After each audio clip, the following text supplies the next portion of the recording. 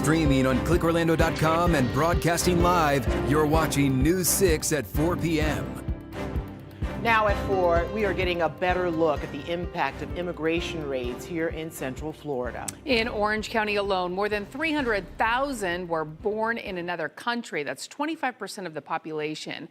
Of the people born in another country, 48% are not U.S. citizens.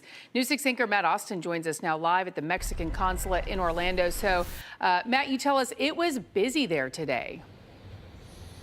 Yeah, so busy today on a Friday. And this Mexican consulate, one of the few places in Central Florida where ICE agents have no jurisdiction. They can't come here and make arrests because of diplomatic immunity. And I saw firsthand today how many people are here trying to get their paperwork figured out before the weekend. Take a look at from what it looked like inside there. Hundreds of people. I'm told many of them are in America on visas or they're trying to get free legal advice. Some are getting Mexican passports to try to go back to Mexico. Former Florida Senator Linda Stewart was also here for a press conference. She was with the Mexican consulate, Juan Sabines. Now, a big concern for them is they say business owners who are here in Florida legally are having their businesses impacted by the new federal and state push to deport illegal immigrants. That's why you don't see them going to the restaurants or the supermarket or really going anywhere, because they are afraid that they may not have the proper paperwork and they don't want to go to jail. And we're talking about people who are here legally and on they're a path to legally citizenship. on a path to citizenship, but they're uncertain if they've completed all the information that they need to have. So coming up at 5 o'clock, we're going to dive deeper into this particular issue. I talked to the Mexican consulate who says maybe one of your favorite Mexican restaurants might have to shut down because of the ICE raids that are now taking place. Also, our reporter, community correspondent Mike Valenti is talking to one of those restaurants struggling because of this. Right now, I'm going to send it back into the studio. Ladies. All right, Matt, thank you. This morning, U.S. Department of Homeland Security Secretary Kristi Noem spoke in Nashville, outlining her agency's priorities. The secretary said since President Trump has been in office, they have removed more than 600 known and suspected terrorists out of the United States. She added, now that the big, beautiful bill has passed, they will have the resources to double down.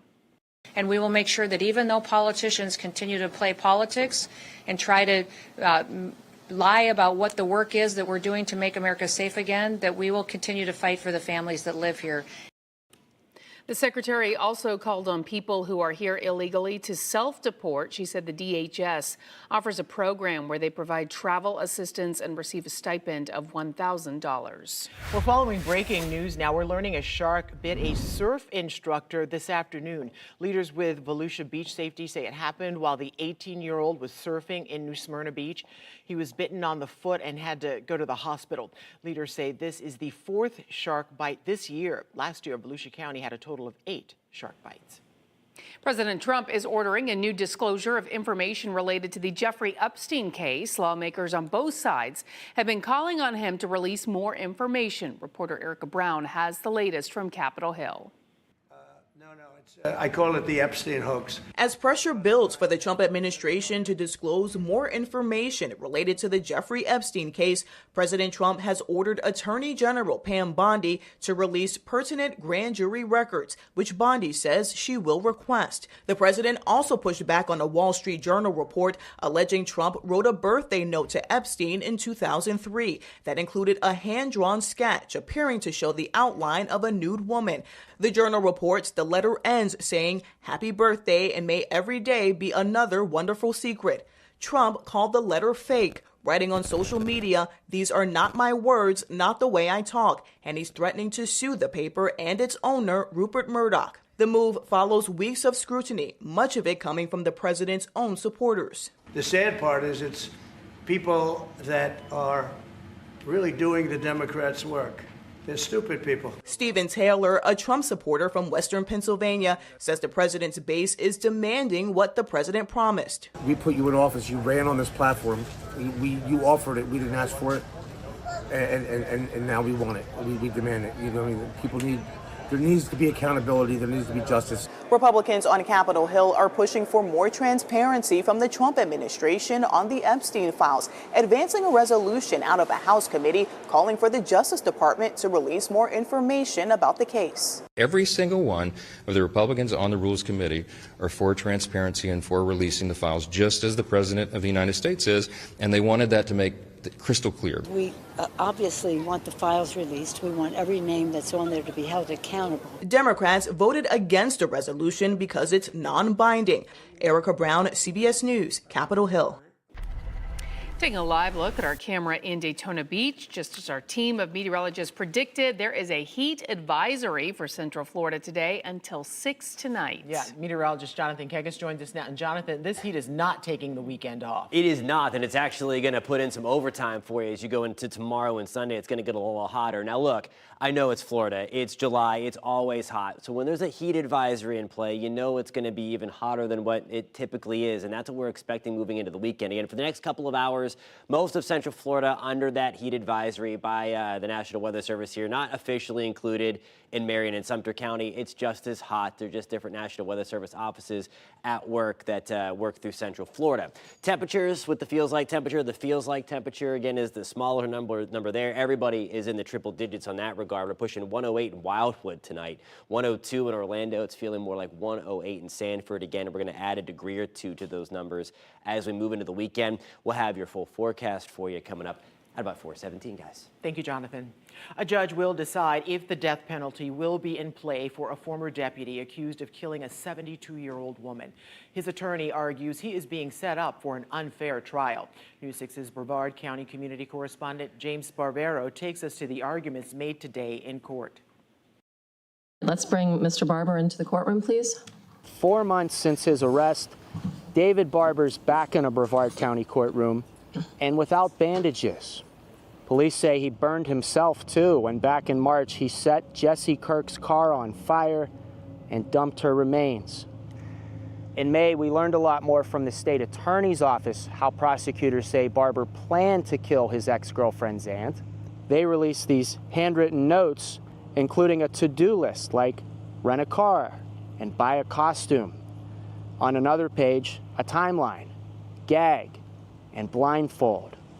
They have forever violated Mr. Barber's right to an impartial jury. Assistant Public Defender Michael Perillo argued the state attorney's office should never have released the notes. We weren't just handing out things to the media. Prosecutors told the judge they were fulfilling public records requests, like the one that we made. We're not putting any releases out there ourselves. We are simply responding to public records requests. The heart of the matter is that you have evidence that is extremely prejudicial that the media gets from the state attorney's office. Judge Kelly McKibben didn't announce her decision in court. Instead, she said she'd make her ruling in writing whether the state can seek the death penalty at trial. We'll let you know as soon as she puts that ruling out. Barber's on his way back to custody in Volusia County because he used to work at the jail here. You may remember he's also accused of stalking his ex. She got a protective order against him when they broke up, and police said she told them she was afraid for her aunt's safety too. In Brevard County, I'm your community correspondent, James Sparvero, News 6. Nearly 12 hours after a semi-truck overturned on the Turnpike, traffic is still backed up right now. The wreck happened around 5 this morning near Leesburg. Troopers say the semi left the road, crashed into the guardrail, and overturned. They also tell us that no one was hurt. A live look now at the Turnpike. All southbound lanes of the Turnpike were closed in the area this morning, but it appears, even though things are moving slowly, that it is back open. You can see traffic still moving a little bit on the slow side this Friday afternoon.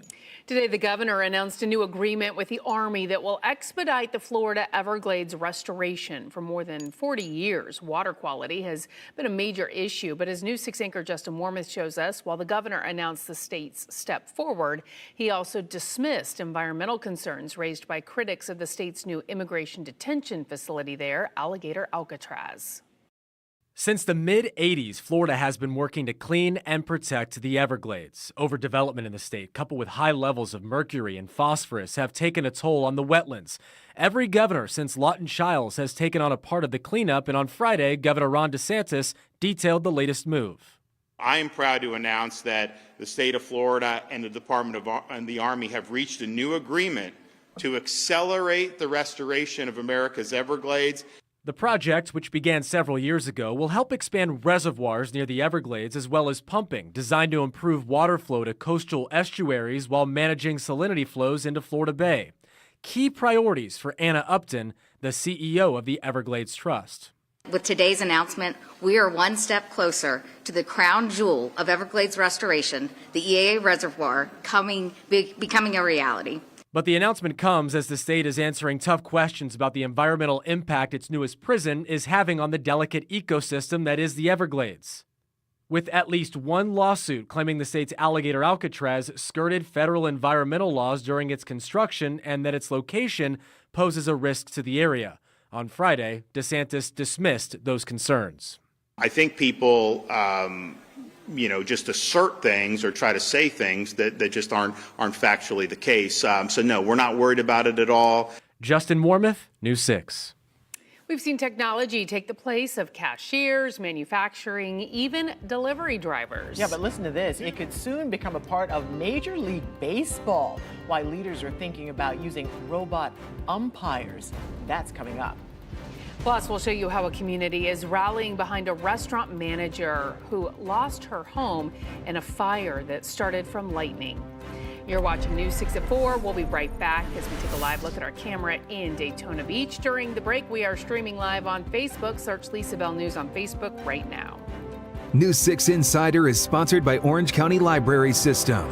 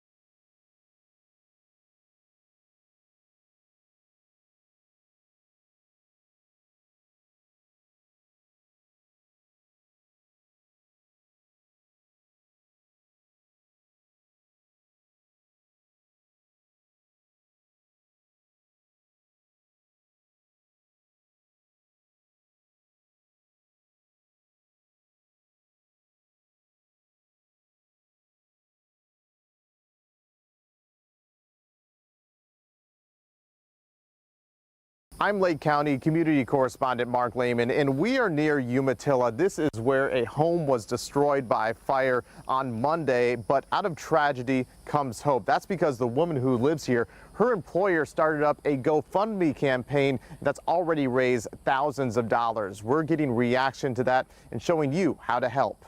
At the Mason Jar in Umatilla, country-style cuisine is served up 7 days a week. But now workers and customers are serving a slice of help when it's needed the most.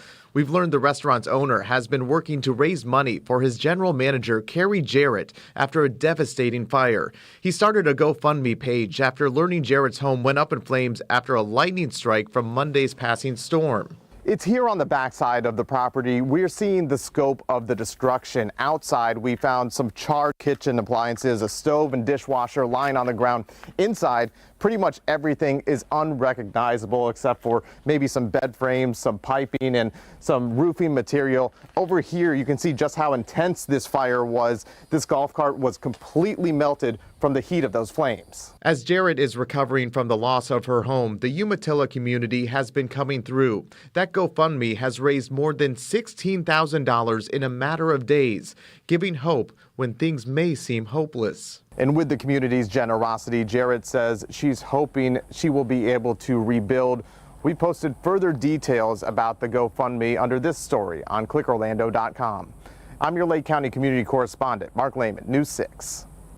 All right, time now for our look at our forecast. The weekend is here, so is the heat. Yeah. And meteorologist Jonathan Kegas joins us now. Boy, we really could use some relief. We could. Unfortunately, I don't think we get it until we get next week. I mean, there's not really any relief through the entire summer when it comes to Florida, but at least we get some help in the afternoon with those storms. The deal is those chances go way down this weekend as well. 93 right now at the Cape. We're at 94 in Oviedo. Groveland, good evening. We're at 97 degrees. You can stay up with the forecast always by downloading the free News 6 weather app. Cocoa Beach, we are at 91. It's going to be a great opportunity for the beach or pool this weekend as, again, storm chances, they're not completely zero, but they are much, much lower than a typical July afternoon. Here's a live look outside with our Light Orlando delivering Hope Skycam in downtown Orlando. Temperatures at 93. It's going to be the feels like temperatures this weekend that surge into the 105 to 110 category. Again, it's all about that humidity that prevents you really from cooling yourself off when you sweat outside, and that's when it becomes dangerous. 77 to start things off tomorrow morning in Orlando. Oviedo, we're going to start things into the mid-70s once we get into the morning. Humid start, even hotter afternoon. For that, here's a look at your pinpoint accurate forecast. Your forecast is sponsored by Renewal by Andersen. Temperatures tomorrow afternoon surge into the mid to upper 90s. We're in the lower 90s along the coast, 97 in Orlando. Bushnell, we're at 96 tomorrow. And you see it there, rain chances only at 20% for the afternoon. It's all because of this big chunk of high pressure. It's building as we speak about 15 to 20,000 feet above your head. The calling card with this, underneath these big high pressure cells, the air sinks. When air sinks, it warms up. And when the air sinks, it also dries out. So that's the kind of double-edged sword there. We're drier and warmer than normal when these things sit on top of you. And that's what we're going to have as we move into tomorrow. It's going to try to nudge away a little bit on Sunday, but we are still under the influence of this thing really until about Tuesday. And then we're going to see at least a return to some moisture. When you factor in the humidity again over the next several days, look at this. It's going to feel more like 105 to 110 over the weekend, into Monday, into Tuesday. Actual air temperatures are in the mid to upper 90s. So no matter how you slice it, it is going to be on the hot side. We do have a couple of thunderstorms out there now. They are few and far between. This is about what you have through the weekend as well. A few thunderstorms around Deltona, a couple of lightning strikes around Orange City as well. Otherwise, again, we are going to be on the drier side. 8 o'clock tonight, I think this is overdone. I do still think we're going to pop a few more thunderstorms this evening, but I don't think to the degree as what you're seeing here on future radar. Those will fade quickly. Once we get into the 6, 7 o'clock hour tomorrow, it's going to be sunny. I would recommend any kind of yard work you have to get done. I mean, you know the drill all summer long is to be out there as early as possible. But certainly this weekend, again, it's just going to add a little bit more to what our typical heat is. 7 to 8 o'clock, again, scattered thunderstorms try to erupt. That's about it. West of I-4 is the best chance, and that is a big, relatively speaking, tomorrow, as again, we're going to keep rain chances pretty low over the next couple of days. Saturday and Sunday only at 20%. We'll see a spike a little bit on Monday, but it's not really until we get to the middle of the upcoming work week that we get those routine thunderstorm chances back. 97s across the board. Ginger said yesterday, this is like a Vegas slot machine, 97, 97, 97. We need the, whatever the cherries on there to get the jackpot. Something. Not much in the way of rain coming away until Tuesday, guys. All right, Jonathan, thank you. Now is a great time to make sure to download our News 6 weather app. Our hurricane app is built in. It sends personalized weather alerts and gives you access to our radar. Just search WKMG in your app store. Our robot umpire is going to take over Major League Baseball. It's not out of the question entirely. Sounds crazy. Experts discuss this new technology and what it means for the future of baseball. That's next. A live look now at downtown Orlando from our Light Orlando Delivering Hope camera. You're watching News 6. We'll be right back. This portion of the news is sponsored by Light Orlando, delivering hope together.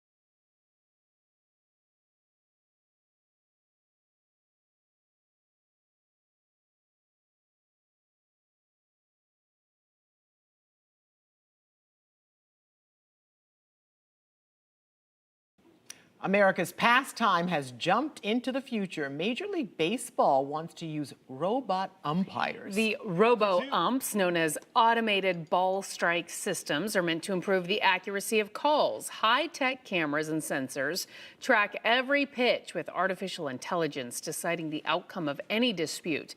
Content creator Jake Storiale expects some players and fans to not like the new technology, but he is confident skeptics will come around. We don't have to be fully freaked out by technology. And I think the biggest thing is it's just how it's used. Umpires are still going to be on the field, and they're still going to be calling every pitch. This is just going to be a system to correct the big ones that get missed, that affect games. Each team gets to challenge 2 calls, and if they are right, they keep them. The MLB just tested out the robot umpires for the first time during the All-Star game. It wants to use the technology for a full season tryout next year. No, ma'am. Why can't we just have a job that robots can't do? Just leave that to us. I mean, I hear what you're saying 100%, but man, sometimes when there's a bad call, it is heartbreaking. I know it's heartbreaking, but then that's how you get into their face. That's part of the game, too. You're going to miss that part of it, yeah.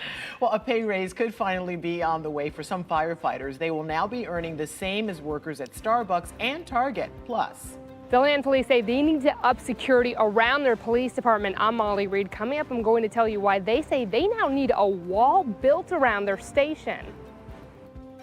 As we take a live look over Port Canaveral, you're watching News 6. We'll be right back.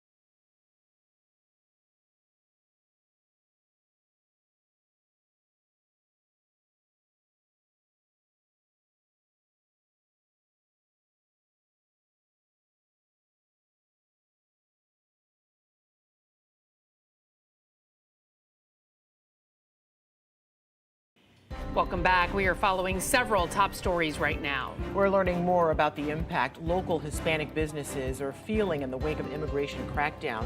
The Mexican consulate held a news conference this afternoon to address the issue. News 6's Matt Austin is there. He will have a live report coming up on News 6 at 5.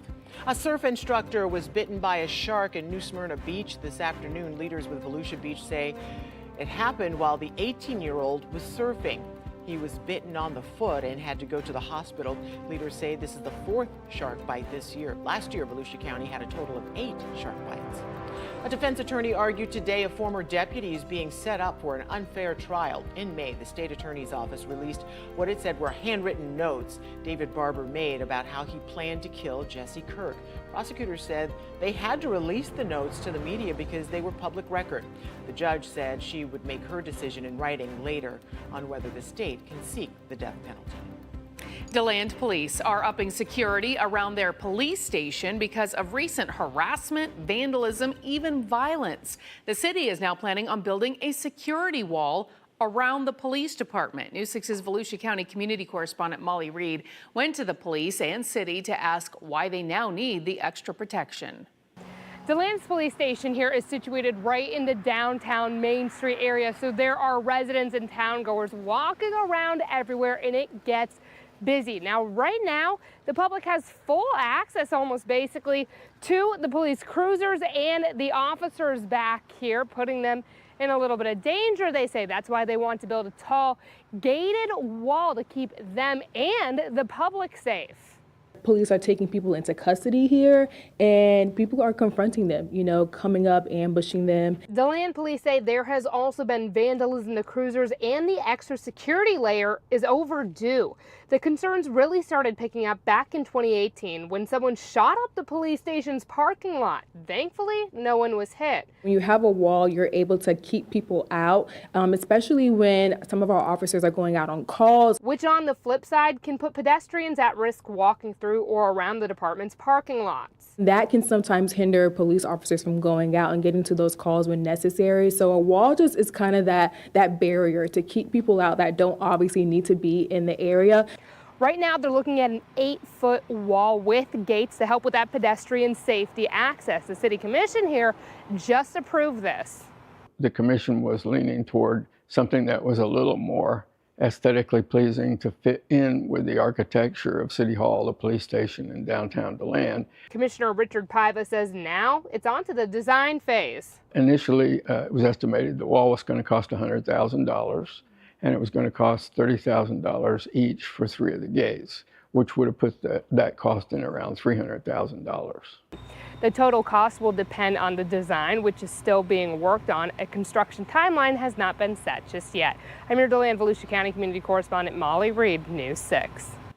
After more than a year of gridlock, firefighters in Brevard County could finally be getting a pay raise. Some were making $15 an hour. You can make that much working at Starbucks, Target, or even at Walmart. Low pay led to more than 100 people in Brevard County and in the fire rescue department leaving. News 6's Brevard County community correspondent James Barbero tells us about the new agreement that needs to be approved by county commissioners. So as he irons out the details at home on the legal matters of the contract, Union President Mike Bramson is kind enough to join us on the computer for a couple of questions. So Mike, it's been 18 months. The negotiations have been bitter at times. I've seen you advocate for better pay at commission meetings and rallies. How do you feel to finally have something on the table going before the commission? It's bittersweet in many aspects, being that wages is just a mechanism to get what we need. The ultimate goal here, of course, is to be able to provide the services needed by Brevard County citizens, taxpayers, visitors. So are you happy that the county is offering raises up to 22% in the first year?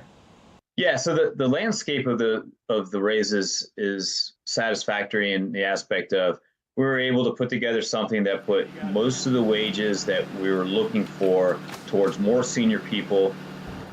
Retaining those people continues to be a challenge, Mike told me. He said fire rescue currently has 80 vacancies, and while the raises proposed are nice, he said the new contract does not address work-life balance. And when I asked to interview the county about finally making a deal, it gave me this statement. This was months in the making, and we've got work to do to make it feasible. In the meantime, we will wait for direction next week from our Board of County Commissioners, and then, as warranted, work to retro-pay the firefighters and move forward. I mean, I think they deserve to be paid well for the work they do. It's very dangerous. It takes a special person to do that. The Commission's discussion is scheduled here next Tuesday, and we'll let you know how they vote. In Brevard County, I'm your community correspondent, James Sparvero, News 6. The State Department of Commerce released its latest jobs report here in Florida. And just like in April and May, the unemployment rate remained at 3.7% in June, while private sector jobs were down 21,000 for May. The state estimates 415,000 Floridians qualified as unemployed last month out of a workforce of more than 11 million people. Governor DeSantis says Florida still has strong statistics for business formation and hiring. They want Florida to continue to be a great place to live and to work and to retire and to raise kids and to enjoy this great piece of land that God's given us. The state's June unemployment rate was up from 3.4% a year earlier. The national unemployment rate in June was 4.1%, down from 4.2% last month. A live look now at the White House in Washington, D.C. Yesterday on News 6 at 4, we told you how the president now has a new medical diagnosis. His doctor says ultrasounds show a vein condition that causes swelling in the legs. Reporter Amy Kiley explains what this means for the president's health, especially with his 80th birthday next year.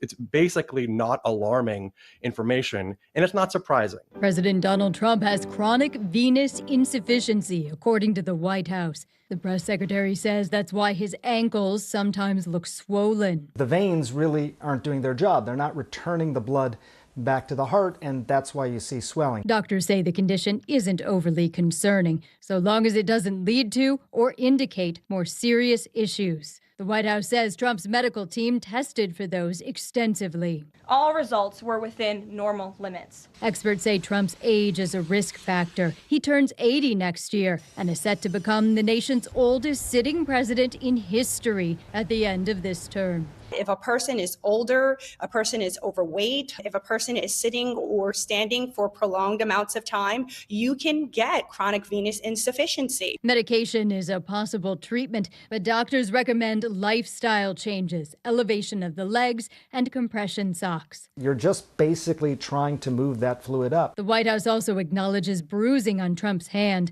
Health analysts say it's probably unrelated and unconcerning. The most likely cause, I think, is exactly what the White House said. Irritating the hand over and over again, especially in someone who's on blood thinners, it can lead to a hand looking like that. I'm Amy Kiley reporting. A heads up for your next beach day, it could cost you a little bit more. Last night, Cocoa Beach city leaders voted to raise parking rates. They voted 4-1 to approve several price hikes. This includes a jump from $5 to $6 an hour and an increase in all-day parking at parks and garages from $20 to $25. So if you're parking at non-park locations, that daily rate is now $20. That's $10 more than just a few years ago. News 6's Stephanie Rodriguez spoke to people visiting the beach about the increase. What do you think about the price? It shouldn't be even a price for parking, to be honest with you, because there's plenty of space. I feel $5-6 an hour is not too much, at least for me. I believe that they're already expensive as it is. I feel like every time I'm trying to have people in town, it's like hard to accommodate for them, and there feels like there could be better solutions. City leaders say they raised the rates because the revenue is needed. And like meteorologist Jonathan Kagas has been telling us, this weekend is going to be a hot one. Meteorologist Michelle Morgan shows us a great event that's happening indoors to try and beat the heat. For her, 6 things to do. I'm meteorologist Michelle Morgan. This weekend is going to be another hot and humid weekend across Central Florida with a few showers and thunderstorms around. If you are looking for an indoor event, the Orlando Science Center will have their Astro Fest happening this weekend, and I have Zachary, one of the science presenters, to talk more about it. Yeah, so Astrofest all weekend long, including the general mission. We're going to be going all throughout space, exploring the cosmos and how humans are able to get to space with our rocket jug here, sending mass one direction, the rocket in another direction. Pretty explosive in 3, 2, 1. Wow, so that is amazing, and that's only one of the science experiments that folks can come out and see, and that event starts at 10. Also this weekend, don't miss Christmas in July in downtown Melbourne. Starts at 10 a.m. and remember to stay hydrated. Keep the Christmas cheer going at Ocala Christmas in July Crafts and Art Show at the World Equestrian Center. Starts at 10 a.m., adults are $5, kids 12 and under are free. Join the Village's Classic Car Cruise, Saturday from 4 to 10 p.m. at Spanish Springs Town Square. Get a free backpack at the James Coleman drive-thru giveaway, Saturday from 10 a.m. through noon. Don't miss Orlando's Summer Fashion Show this Sunday from 5 to 10 p.m., featuring bold designers, fresh trends, and high-energy runway looks. Got a big event happening next weekend? Tell us on our new 6 app or clickorlando.com. Just click Contact Us. The inside stuff, that's key. Very key. Yes. You either want to be inside or in the water this weekend. One for of those sure. things, yeah. A new traffic pattern could ease congestion in one of Central Florida's busiest areas. The improvements are not only wanted, but they're needed. We'll show you the new I-4 ramps coming to the diverging Diamond interchange on Darrell Carter Parkway. Heat advisory in play for most of Central Florida for about another hour. We're likely going to see this again tomorrow and again on Sunday before just a little relief comes early next work week. We're going to pinpoint those changes in a few minutes. You're watching News 6. Here's a live look now over downtown Orlando from our Light Orlando Delivering Hope camera. We'll be right back. And don't forget, you can watch local news and weather 24 hours a day, 7 days a week on the News 6 Plus streaming app. It is free. Search WKMG in your smart TV's app store. It's also available on Roku, Apple TV, and Fire TV.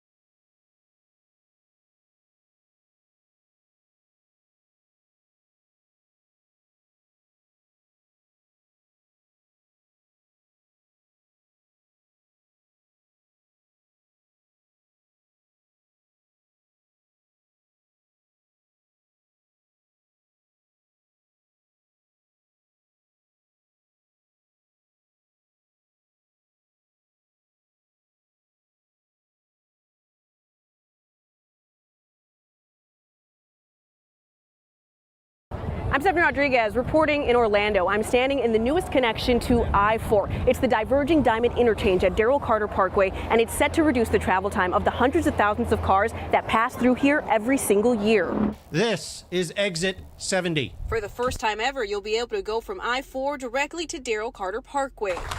On Friday, the Florida Department of Transportation celebrated the opening of the new interchange. 3, 2, 1, go! The change is part of the ongoing I-4 Beyond the Ultimate project, making the interchange into a diverging diamond and opening 3 new ramps connected to I-4. It's expected to reduce traffic at Apopka Vineland Road, Sand Lake Road, and Central Florida Parkway. The new Darrell Carter interchange will serve International Drive and the communities of Dr. Phillips, Williamsburg, and Tangelo Park, as well as the Orange County Convention Center, nearby attractions, hospitals, and shopping areas. The goal is to cut down travel times and reduce crashes by eliminating left turns across oncoming traffic. The improvements are not only wanted, but they're needed.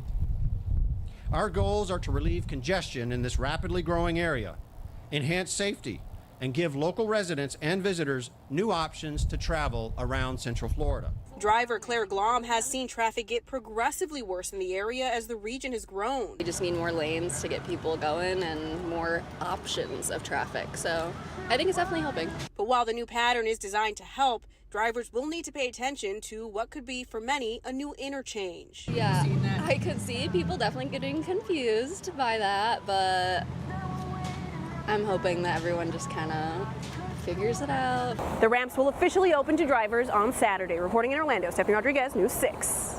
If you've not done one of those before, I advise you not to try it at night. It's really confusing. It is very confusing. And when there are, it's already confusing out in that area. And you've got a lot of people who aren't familiar with the roads. So yeah, I'm glad Stephanie did that driving test with us and gave us a little better idea.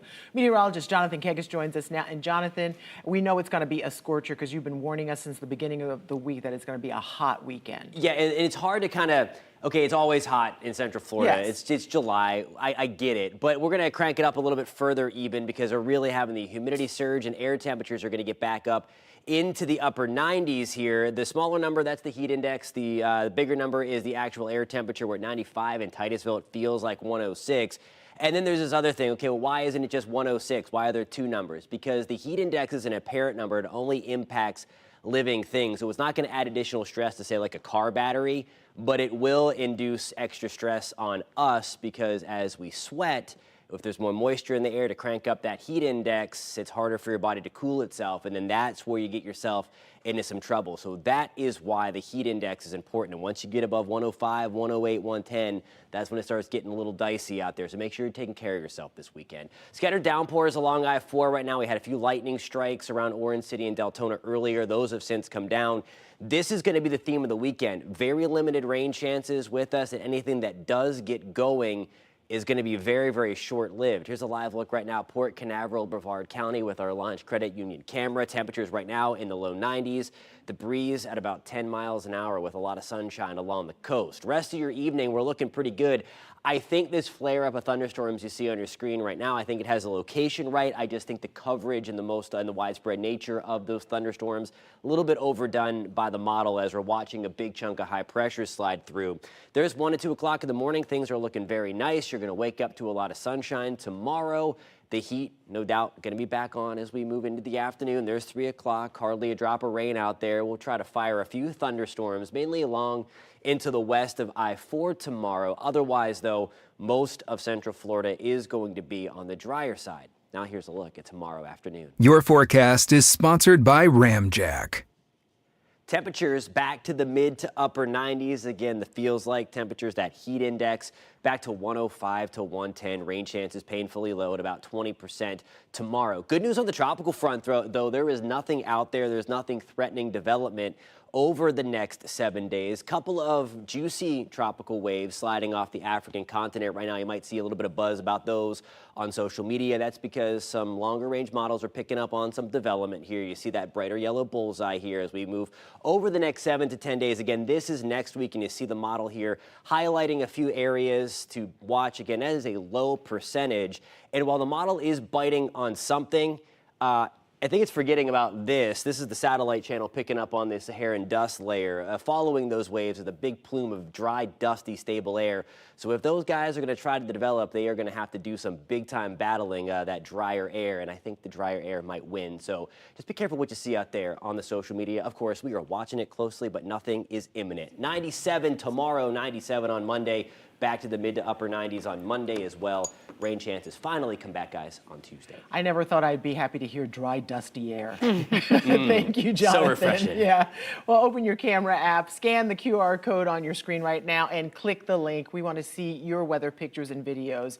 They could end up on TV. You can also go to clickorlando.com/pins and upload your pictures and videos that way. Your personality could pave the way to a better workout. There's a pattern here that we're seeing with extroverts being really attracted to high-intensity sessions. Why researchers say finding the right fit could make all the difference. That's next. As we take a live look at Mount Dora, you're watching News 6. We'll be right back. I'm Justin Warmoth. And I'm Julie Broughton. Coming up on Monday, hundreds of local students heading back to class weeks before everyone else. Yeah, the experiment now entering its second year in Brevard County. What the district is saying about how things are going. Plus, the heat is on. Candace will track how hot it will get in your neighborhood.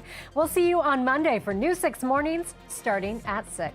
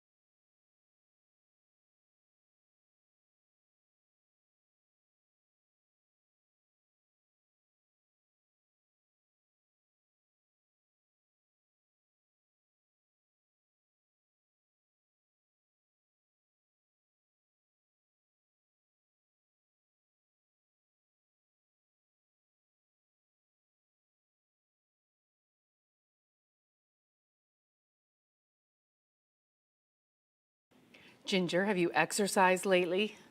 Why are you looking at me like that? Well, apparently, how you move may depend on who you are. And I have.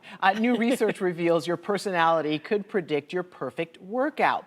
Experts with University College London say personality plays a powerful role in how and whether we exercise. Researchers put more than 100 volunteers through the paces at the lab. They tracked how personality affected their approach to fitness. They looked at 5 traits: extroversion, agreeableness, conscientiousness, neuroticism, and openness. People who are quite conscientious had a very well-rounded fitness. They don't skip leg day. You know, they do everything that they're supposed to do because they know they have to do it. Whereas the extroverts were incredibly fit on the endurance side, but they didn't score that well on strength because they just did what they enjoyed. They're drawn to what stimulates them. That's interesting. Researchers say it's also important to note personality traits can overlap. So I could be very neurotic, but also very conscientious. And so I'm more likely to engage in exercise because I know it's good for me, and so I'm going to make sure I keep doing it. Researchers found people who scored highly in neuroticism had a significant reduction in stress after working out. It's a reminder that fitness is a personal path. Tapping into your personality could help chart a routine that sticks with you. I'm happy to work out as long as I'm outside. I can't go inside to a gym. Isn't that terrible? It's not bad, but right now you don't want to be outside working out. Yeah.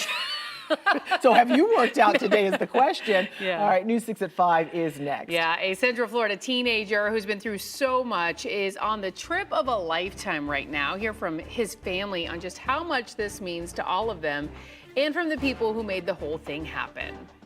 But first, we have team coverage of the impacts that changing immigration rules are having on people and businesses across Central Florida.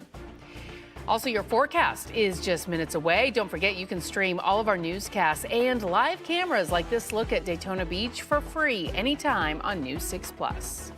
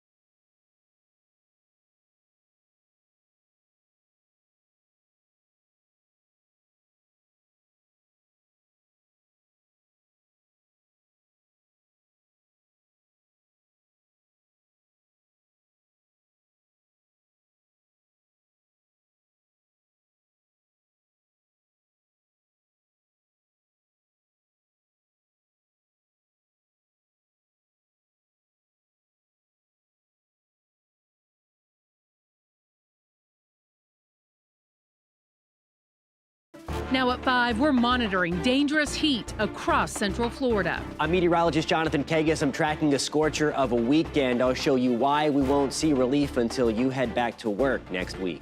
Are ICE raids raiding Florida's economy? The warning Mexican's consulate has about your favorite local businesses. And later, why one police department says they want to build a wall around their station. You're watching News 6 at 5.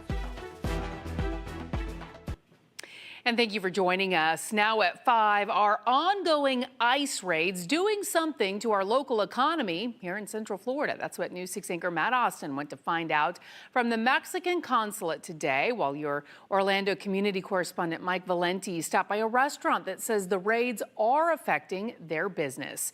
But first, meteorologist Jonathan Kagas says all but 2 Central Florida counties will be under heat advisories for at least another hour tonight. And Jonathan, we're going to be dealing with this heat all weekend. Yeah, and make no mistake about it, the heat is going to be everywhere. So even in Marion and Sumter County, where we're technically not shaded, it's actually even hotter for us there. They're just different National Weather Service offices at work to pull the trigger on the actual advisory. This is what it feels like. That little number here, everybody, or just about everybody, at least 100. It's 99 with the humidity factored in Palm Coast, feeling like 102 at the Cape, feeling like 109 degrees in Wildwood. And this is exactly where we're going to be, not only for the rest of the next couple of hours until the sun goes down, but until we get into tomorrow and Sunday, it's going to get even hotter. This is the forecast heat index for tomorrow. Again, this is the heat and humidity combined. It'll feel more like 110 in Sanford at the peak heating in the afternoon tomorrow, more like 108 in Claremont, more like 109 in Leesburg. Again, the heat going to stay with us through the entirety of the weekend. For more on how people are trying to beat the heat, we're going to send things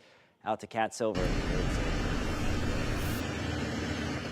Hey, Jonathan, I thought you were going to tell us about a breeze, but so far, no luck. I'm here at the Boom Boss Sports Complex just off Lake Mary Boulevard, where there is a big baseball tournament happening throughout this weekend. We had a few games wrap up within the last hour, and I think every kid who was going out to their car said, "Mom, please turn the AC on as soon as possible." The county has brought some Mr. fans out for some relief. I've been checking our News 6 weather app throughout the afternoon. Right now, it says 94 degrees here in Sanford.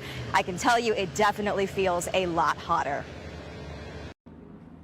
A day on the diamond will feel even hotter for families at the Boom Boss Sports Complex in Sanford this weekend. It's hot all the time up in Missouri, so this is a little bit different though, because I don't walk around completely drenched in sweat. Denise Pence is among the hundreds in town for a baseball tournament. We had plenty of water and Gatorade and we were good, so now we're headed to the beach. So that's the perfect place to be. Yeah, it is. We've got a battery operated fan, plenty of water for my son.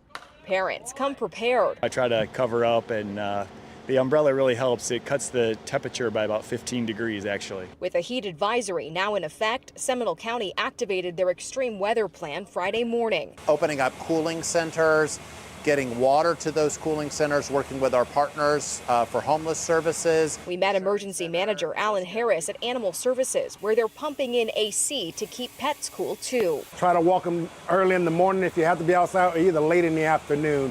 Families in Sanford this weekend just hope if they can't beat the heat, they can beat the other team.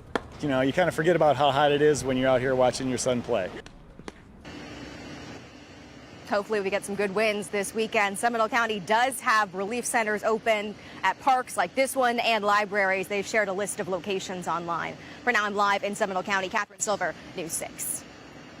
Catherine, thank you. When President Trump toured Alligator Alcatraz earlier this month, he said he is putting together a team to come up with a temporary pass for people in specific industries who may have been working and paying taxes for years but may not have their legal status in order.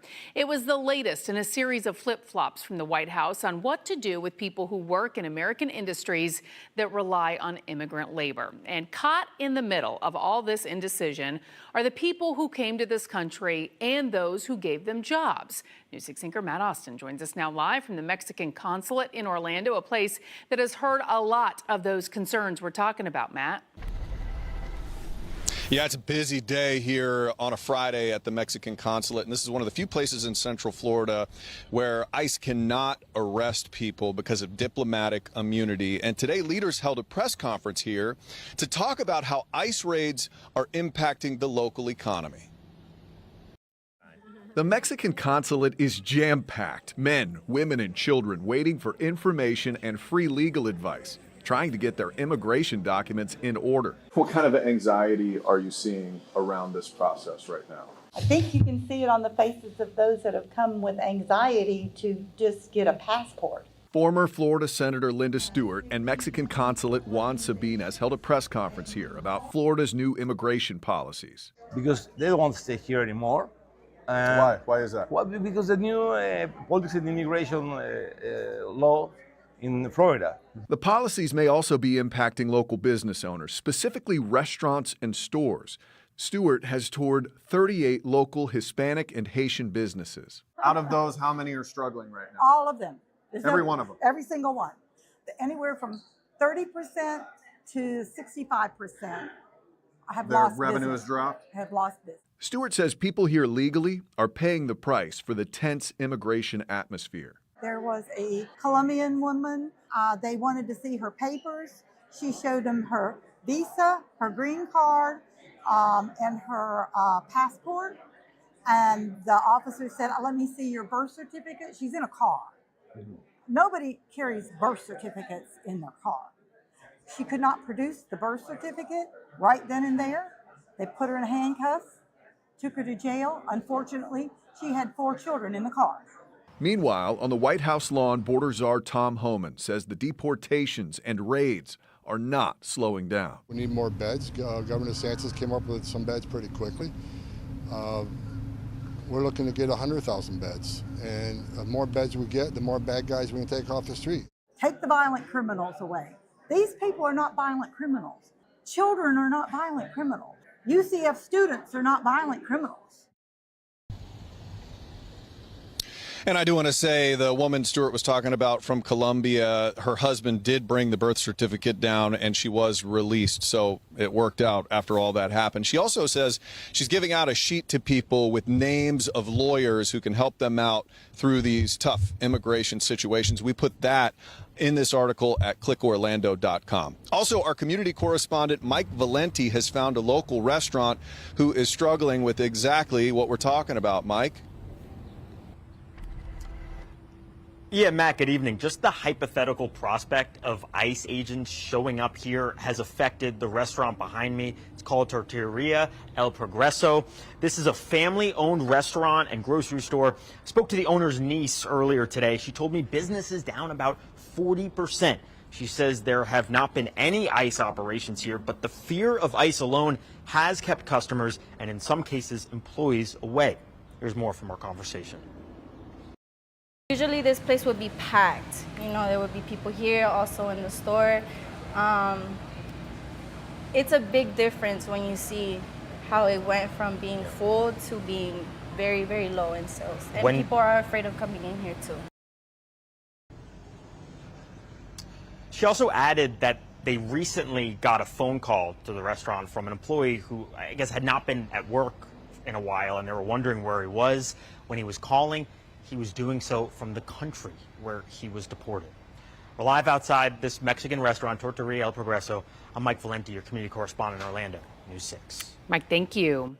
We are following a developing story out of New Smyrna Beach tonight where a teenage surf instructor was bitten by a shark. Beach safety tells us an 18-year-old was bitten in the foot while surfing near North Beach Community Park where a summer surfing camp was taking place. Basically, we were just surfing out there, probably to where that green flag is. So to the first or second sandbar in that area. The instructor starts walking in, and my brother said that he could hear people calling for the lifeguard, and everybody was like, Sam got his ankle hurt. The surfer was taken to the hospital with non-life-threatening injuries. A Brevard County job must now decide whether a former deputy could face the death penalty for killing a woman in her 70s in Titusville. Today, David Barber's lawyer argued his client was being set up for an unfair trial. In May, the state attorney's office released what it said were handwritten notes Barber made about how he planned to kill Jesse Kirk, a beloved local philanthropist. Prosecutors say the notes were made public due to public records laws. We're not putting any releases out there ourselves. We are simply responding to public records requests. The heart of the matter is that you have evidence that is extremely prejudicial that the media gets from the state attorney's office. The judge, that is expected to make a decision in writing on the death penalty issue at a later date. Your tax dollars will not be paying for a brain doctor to examine a man accused of causing a crash that killed 8 people on a bus in Marion County a year ago. Investigators say Brian Howard was driving along State Road 40 when he sideswiped a bus carrying 53 migrant workers. They were headed to a Dunellen farm to pick watermelons at the time. Investigators say the bus ran off the road, killing 8 workers and hurting several others. Howard now says a neurological issue from a prior crash contributed to this one, so he wanted the state to pay $20,000 so he could consult a neurologist. However, a judge said no evidence of that previous crash had been provided. At the time of the crash, investigators say Howard failed multiple field sobriety tests. Howard has pleaded not guilty to 19 charges, including DUI manslaughter. Taking a live look at the roads where a traffic headache from early this morning is still being felt. You're looking live at the Florida Turnpike near US 27 in Lake County, where you can see crews are still trying to get a semi-truck out of the median there. One lane in each direction is closed near the crash. And this was the scene around 5:45 this morning. FHP says the driver lost control after his steering failed and the truck ran off the roadway and overturned. The driver was okay. Still to come, News 6's Orange County community correspondent Jana Manahalal was there as a teenager learned his heartfelt wish was coming true. See what he is getting and how his family reacted to the news. That's next. And later, why the next movie you see may not be starting on time. You're watching News 6 at 5. We'll be right back. Today's Port Canaveral Cam is sponsored by Launch Credit Union.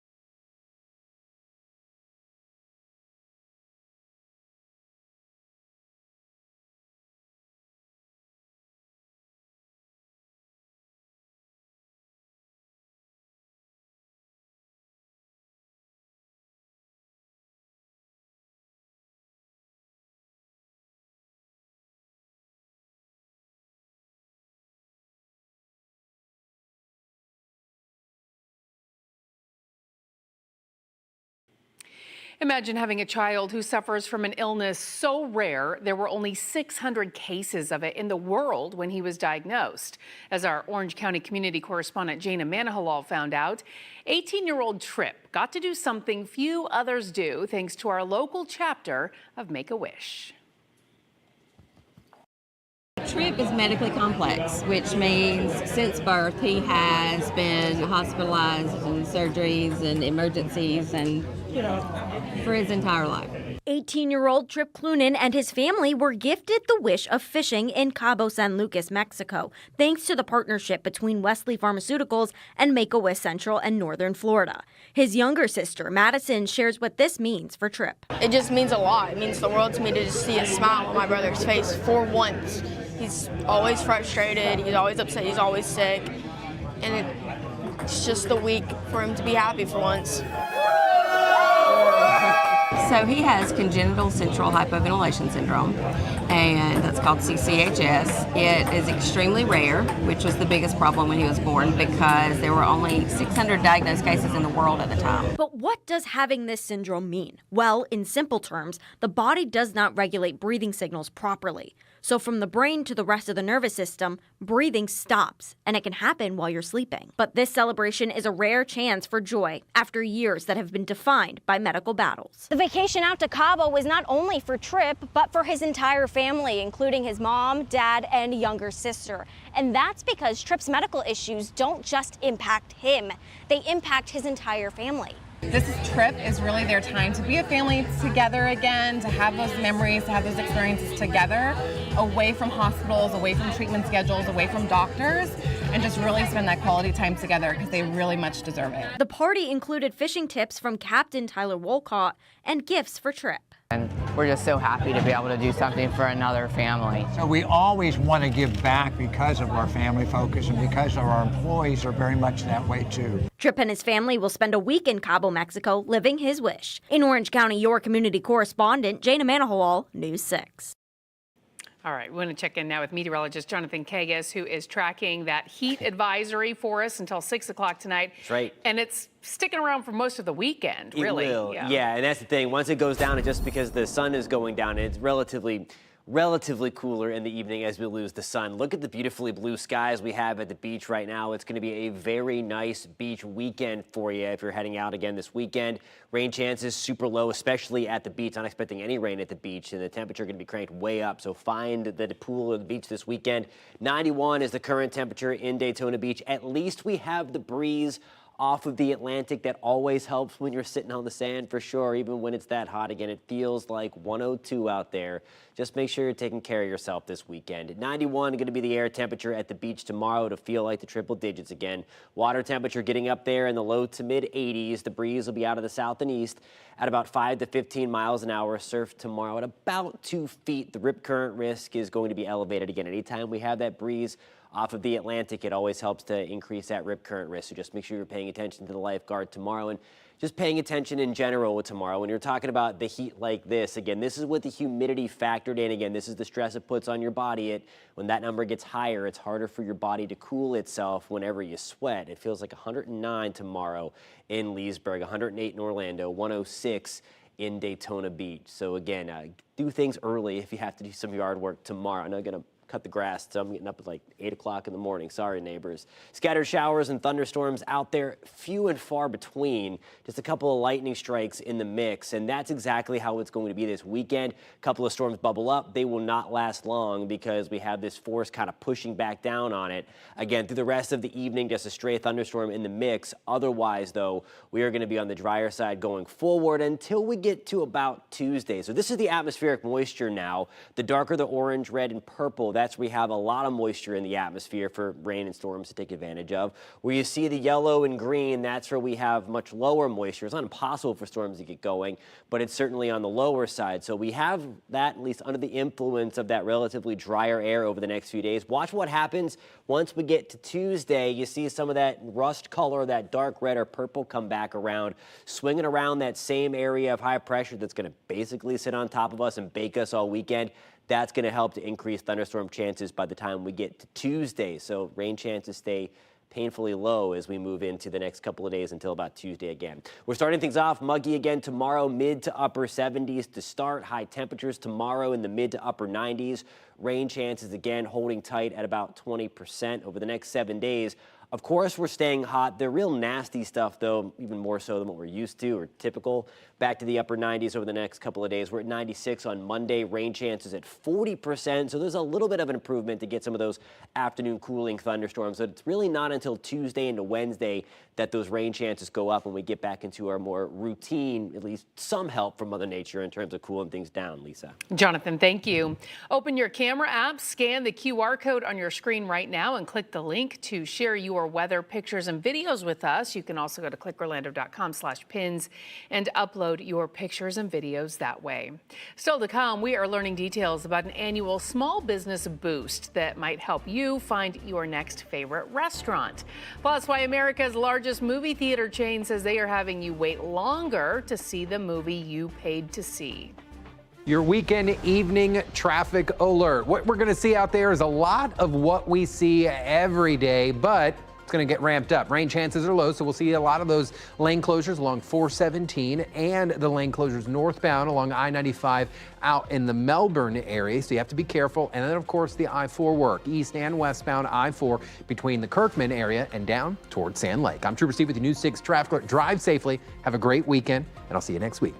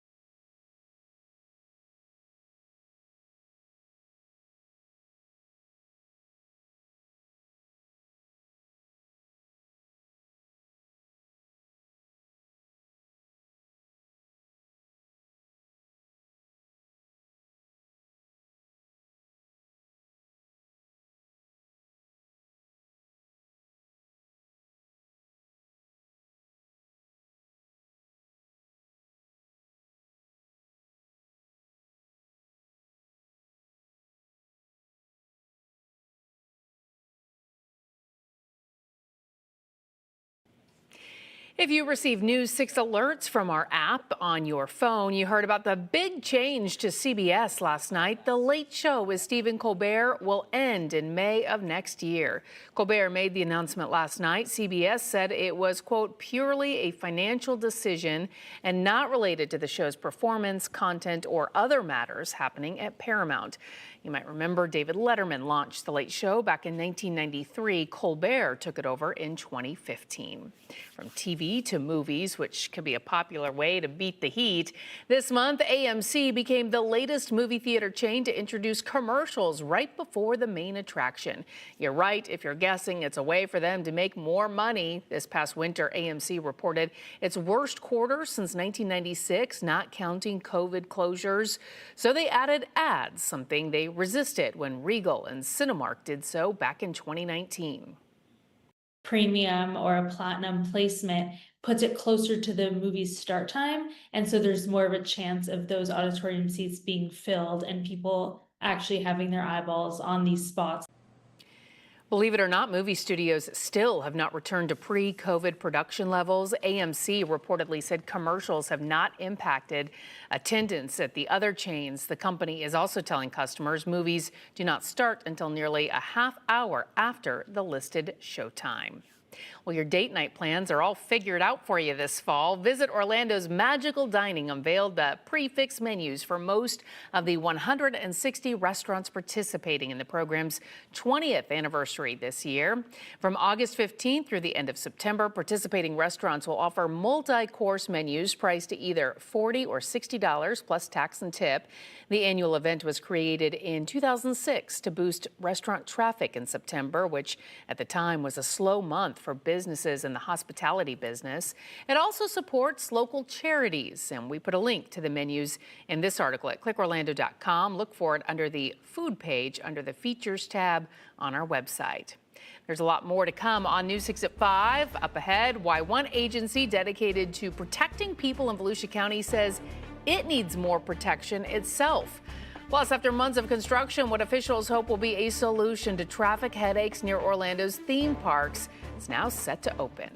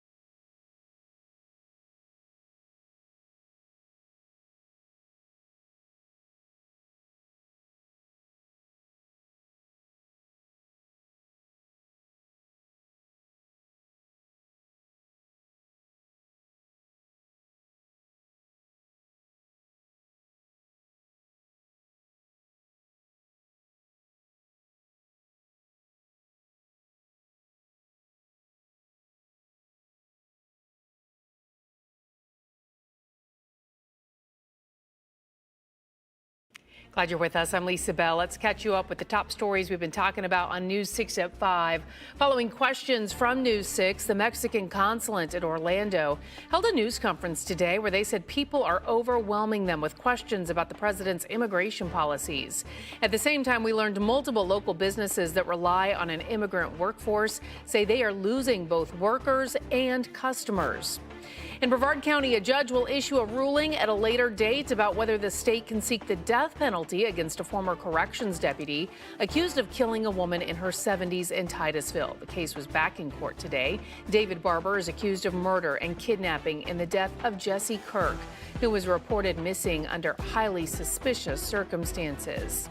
And it might be hard to believe, but part of Florida's Turnpike is still blocked in Lake County 12 hours later. You're looking live at the mess in the southbound lanes near the US 27 exit. State troopers say a semi lost control, hit the guardrail and flipped over. Cleanup work still ongoing. It's hard to believe how hot it's going to be all weekend as well.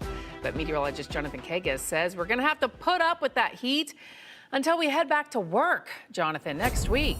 Yeah, and I think even as we get back to work on Monday, it's still going to be hot. I mean, it's going to be hot until October, of course, but this really extreme stuff where we have the heat indices in that 105 to 110 category. It's not every day that it's up in that ballpark. Right now, we have them at about 100 to 105 as we start to, quote unquote, cool things down for the evening. Again, over the next couple of days, actual air temperatures go up and the humidity surges as well, pushing that heat index higher. Going to rival the hottest day of the year so far in Orlando and through most of Central Florida, and that stretch is going to likely be the longest as well. 96, if you're keeping tabs at home, is the hottest temperature so far this summer. 97 is our forecast for tomorrow, Sunday, and Monday. We're close to records, likely going to miss the records by a degree or two, but nonetheless, it is going to be blazing hot all the way through about Monday. Rain chances start to go up again early next work week, around Tuesday into Wednesday. We're going to talk about the return of some welcome rain anyway, coming back at about 5:47. All right, Jonathan, thank you. Something very weird is going on in DeLand, and sure enough, your Volusia County community correspondent is on the story. Molly Reed found out why the city is determined to wall in its own police department. DeLand's police station here is situated right in the downtown Main Street area, so there are residents and town goers walking around everywhere, and it gets busy. Now, right now, the public has full access almost basically to the police cruisers and the officers back here, putting them in a little bit of danger. They say that's why they want to build a tall gated wall to keep them and the public safe. Police are taking people into custody here, and people are confronting them, coming up, ambushing them. DeLand police say there has also been vandalism in the cruisers, and the extra security layer is overdue. The concerns really started picking up back in 2018 when someone shot up the police station's parking lot. Thankfully, no one was hit. When you have a wall, you're able to keep people out, especially when some of our officers are going out on calls. Which on the flip side can put pedestrians at risk walking through or around the department's parking lots. That can sometimes hinder police officers from going out and getting to those calls when necessary. So a wall just is kind of that barrier to keep people out that don't obviously need to be in the area. Right now, they're looking at an 8-foot wall with gates to help with that pedestrian safety access. The city commission here just approved this. The commission was leaning toward something that was a little more aesthetically pleasing to fit in with the architecture of City Hall, the police station, and downtown DeLand. Commissioner Richard Paiva says now it's on to the design phase. Initially, it was estimated the wall was going to cost $100,000, and it was going to cost $30,000 each for 3 of the gates, which would have put that cost in around $300,000. The total cost will depend on the design, which is still being worked on. A construction timeline has not been set just yet. I'm your DeLand Volusia County community correspondent Molly Reed, News 6. A Flagler County couple is in hot water over how investigators believe they've been running their pool business. Michael and Diane Rush are facing multiple charges, including embezzlement and grand theft. The Flagler County Sheriff's Office says between April of 2024 to this month, detectives investigated 16 reports from people who hired Awanu Waters to construct pools that they say were left unfinished. Others told police The business failed to fully pay subcontractors, which resulted in liens being filed. The pair has since bonded out of jail. Could some relief be coming to commuters in Orange County? It is possible if you spend a lot of time driving around SeaWorld and Disney. Crews have been working to build exit ramps at Darrell Carter Parkway and I-4 for months. But the design has been confusing to some drivers, so News 6's Stephanie Rodriguez stepped in to sort it all out. This is the newest path around Central Florida. This interchange between SeaWorld and Disney is set to shorten the travel time of the hundreds of thousands of cars that pass through here every single year. This is exit 70. For the first time ever, you'll be able to go from I-4 directly to Darrell Carter Parkway. On Friday, the Florida Department of Transportation celebrated the opening of the new interchange. 3, 2, 1, go! The change is part of the ongoing I-4 Beyond the Ultimate project, making the interchange into a diverging diamond and opening 3 new ramps connected to I-4. It's expected to reduce traffic at Apopka Vineland Road, Sand Lake Road, and Central Florida Parkway. The new Darrell Carter interchange will serve International Drive and the communities of Dr. Phillips, Williamsburg, and Tangelo Park, as well as the Orange County Convention Center, nearby attractions, hospitals, and shopping areas. The goal is to cut down travel times and reduce crashes by eliminating left turns across oncoming traffic. The improvements are not only wanted, but they're needed. Our goals are to relieve congestion in this rapidly growing area, enhance safety, and give local residents and visitors new options to travel around Central Florida. Driver Claire Glom has seen traffic get progressively worse in the area as the region has grown. We just need more lanes to get people going and more options of traffic. So I think it's definitely helping. But while the new pattern is designed to help, drivers will need to pay attention to what could be, for many, a new interchange. Yeah, I could see people definitely getting confused by that, but I'm hoping that everyone just kind of figures it out. The ramps will officially open to drivers on Saturday. Reporting in Orlando, Stephanie Rodriguez, News 6. If you live in New Smyrna Beach, your local leaders are set to discuss raising fees on the plumbing. The city is set to vote next Tuesday to increase stormwater fees. Right now, residents pay $104, but leaders want to raise that to $125 and put into place an annual increase of either 3% or the Consumer Price Index, whatever is the higher number. Right now, the CPI is 2.7%. Officials say the increase will help fund key infrastructure projects. Tuesday's vote is a second reading, meaning if approved, the rate change would take effect immediately. The hike would generate more than $3.5 million in annual revenue for stormwater utility, $600,000 more than last year. If you live in Orange County, you may get to weigh in on one of 2 special elections coming up soon. The elections office sent absentee ballots out today for a pair of upcoming special elections. In State Senate District 15 and House District 40, voters have until August 4th to register and August 21st to ask for a vote-by-mail ballot.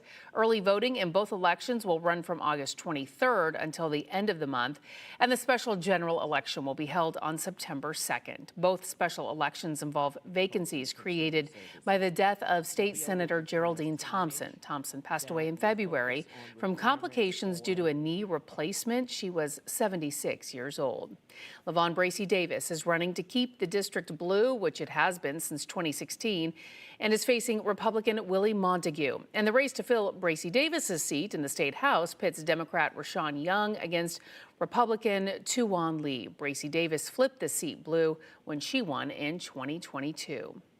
The watershed that makes up the Everglades is a key part of our state's ecosystem, and it starts right here in Central Florida. But for more than 40 years, water quality has been a major issue. As News 6 anchor Justin Wormuth reports, the state took another step forward today in dealing with the problem, while at the same time dismissing environmental concerns raised by critics of Alligator Alcatraz. Since the mid-'80s, Florida has been working to clean and protect the Everglades. Overdevelopment in the state, coupled with high levels of mercury and phosphorus, have taken a toll on the wetlands.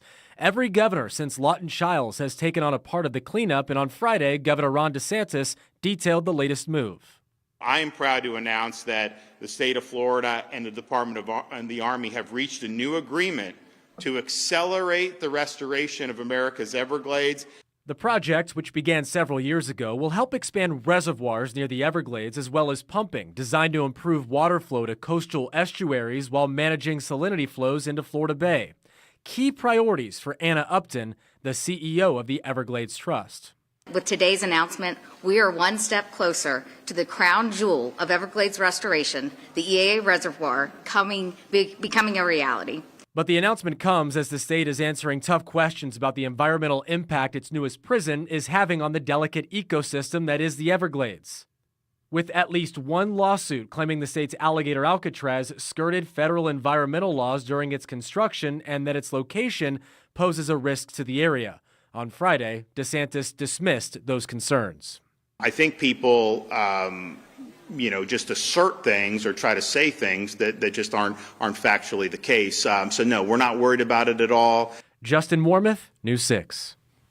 If you live in Umatilla, you know the Mason Jar is a popular spot to eat. It's also why your Lake County community correspondent Mark Lehman found out people there are stepping up in a special way to help one of the restaurant's workers recover from a tough situation.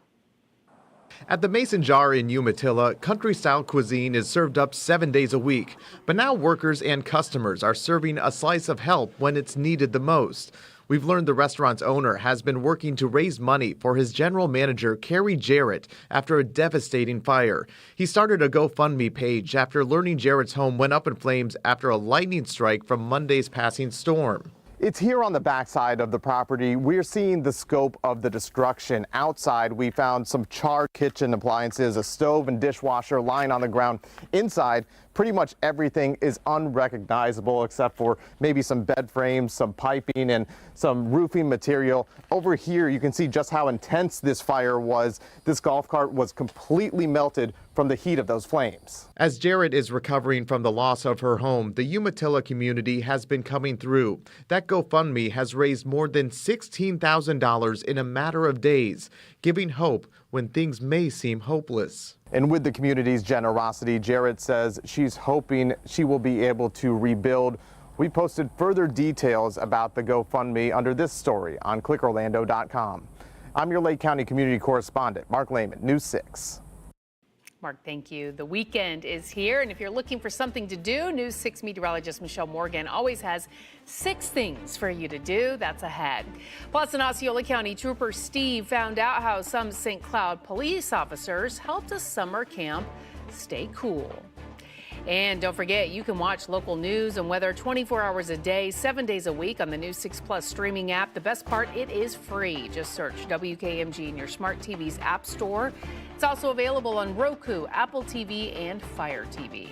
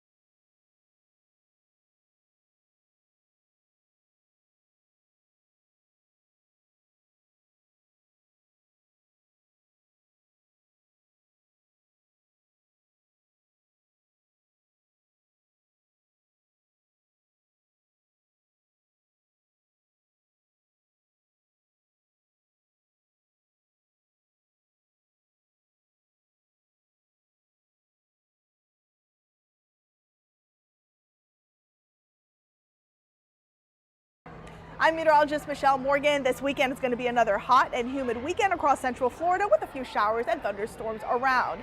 If you are looking for an indoor event, the Orlando Science Center will have their Astro Fest happening this weekend, and I have Zachary, one of the science presenters, to talk more about it. Yeah, so Astrofest all weekend long, including the general mission. We're going to be going all throughout space, exploring the cosmos and how humans are able to get to space with our rocket jug here, sending mass one direction, the rocket in another direction. Pretty explosive in 3, 2, 1.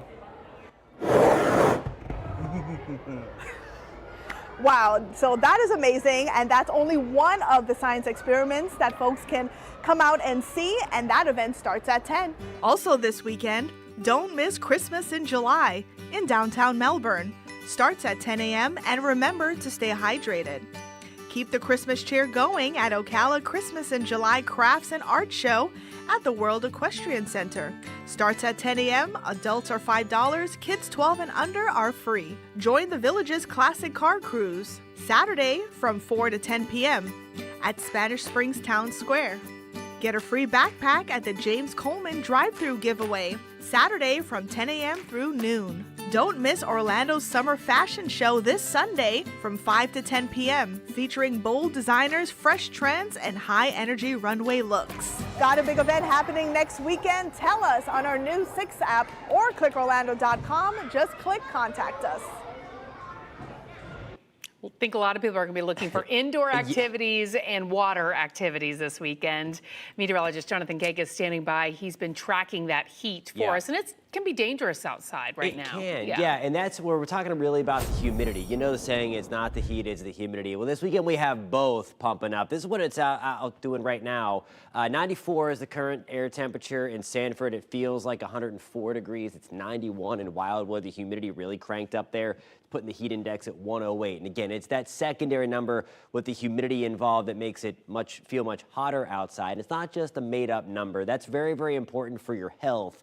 That higher that secondary number, the heat index or the feels like temperature, that means there's more moisture in the atmosphere. And when there's more moisture in the atmosphere, when your body sweats, it's harder for your body to cool itself because there's less evaporation going on from the sweat that your body produces. I know it's a little disgusting, but that's how your body naturally cools itself. So just be careful outside, take care of yourself. That's why we always say breaks. You know the drill. It's Florida, it's July, but now we're starting to get up there, that 105 to 110, that more dangerous category when it comes to the heat. Live look outside Port Canaveral, Brevard County with our Launch Credit Union camera. Temperatures back to the low 90s.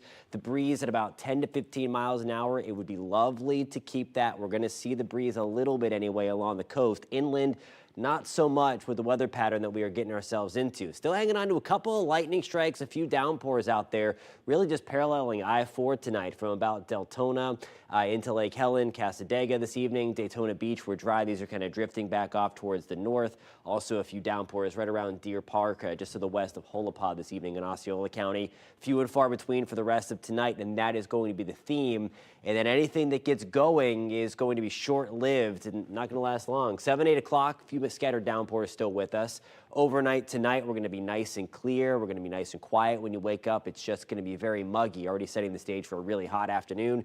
There's 3 to 4 o'clock on your Saturday afternoon, hardly a downpour out there. We will fire a few thunderstorms, so I don't think it's going to be completely bone dry, but again, there will be few and far between. Most of us are dry. Forget about it on the coast. Rain chances at 0% along the I-95 corridor. The slight opportunity for that is pushing inland, and you see how quickly things fizzle back out, just like tonight. The air is going to be so dry into the mid-levels of our atmosphere, and that is going to keep things on the drier side and on the hotter side for the weekend. Now here's a look at your forecast for tomorrow. Your forecast is sponsored by Publix. Temperatures tomorrow, these are the actual air temperatures now, mid to upper 90s. We're at 96 in Groveland, 94 in Leesburg tomorrow. Palm Coast, good evening. We're back to 94, rain chance to 20%, and that's mainly inland. On the tropical front, things are looking very nice right now. No new development expected over the next 7 days. Rain chances low for the next couple, 97, a triple of them. 97 on Sunday, 97 on Monday as well. Rain chances finally start to tip back up a little bit Monday afternoon. Better shot, Lisa, comes on Tuesday. Jonathan, thank you. We know a lot of people will get creative to stay cool this weekend. Up next, what some St. Cloud campers came up with thanks to some friends in blue. And if you fly regularly, you might think there have been more delays or cancellations lately. And guess what? You are correct. We'll explain why. That's next. I'm Justin Wormuth. And I'm Julie Broughton. Coming up on Monday, hundreds of local students heading back to class weeks before everyone else. Yeah, the experiment now entering its second year in Brevard County, what the district is saying about how things are going. Plus, the heat is on. Candace will track how hot it will get in your neighborhood. We'll see you on Monday for News 6 Mornings, starting at 6.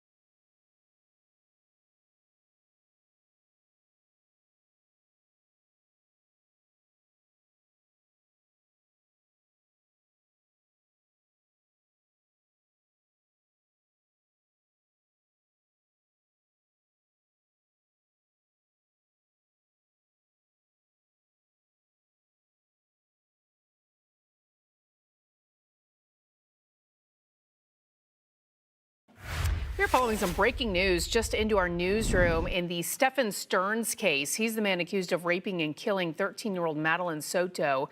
We are now learning that a hearing has just been set for Monday. We do not know what exactly that hearing will be for. His sex battery case was supposed to begin soon, while the murder case was set to start in September. Now, this hearing that is now set for Monday will involve both cases, the sex battery case as well as the murder case involving 13-year-old Madeline Soto. News 6's Mike DeForest is looking into this. He will have more for us coming up on News 6 at 6. We do want to take a live look now at Orlando International Airport from our Light Orlando camera. Everything is running smoothly right now, which is better compared to earlier this week when tropical weather caused a couple of temporary ground stops at the airport. Experts say that may just be the new normal. This travel season has seen more airline cancellations and delays from last year, and that includes other disruptions that did not involve weather. Data from FlightAware show canceled flights this summer are up 29% compared to last year. Delays are up as well. Travel analysts say we just have to get used to it. We all have to just gear ourselves up for things going wrong and be thrilled when things go right. Virtually every major airport from Boston to Atlanta has seen their cancellation rates rise by double digits this year. And in the summer heat, many people are looking for ways to cool down, including in Osceola County. That's where Trooper Steve joined some St. Cloud police officers today as they help some local summer camp kids keep their cool. And it is a great day to celebrate community here in St. Cloud. That's what I'm doing right now. We are in a full escort with the St. Cloud Police Department as we roll into a youth summer camp. And what is currently happening right now is they team up with their community services unit and build relationships. And we are headed to a city summer camp that we're gonna go and have a water gun battle. Whoa, whoa, friendly fire, guys, friendly fire. St. Cloud Police Department at Hopkins Park for a community water battle. This has got to be the coolest thing, simply because you don't see stuff like this. You don't see resources coming out on a Friday simply to have a great time. Looks like a lot of fun out there. News 6 anchor Ginger Gadsden is in the newsroom with what we're working on for News 6 at 6. Lisa, could ice raids be having an effect on our economy? What News 6 anchor Matt Austin is learning tonight in Orange County, and what this means for some of your favorite restaurants. Plus, what punishment should a former corrections deputy receive if he is convicted in a Titusville murder? Next.